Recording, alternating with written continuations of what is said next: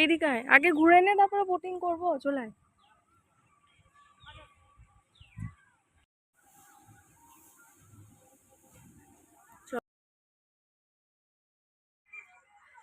উফ, কিন্তু যেইটার জন্য এখানে আসা রোপওয়ে ভীষণ ইচ্ছা ছিল, কিন্তু দুঃখের বিষয় যে আজকে কাজ চলছে।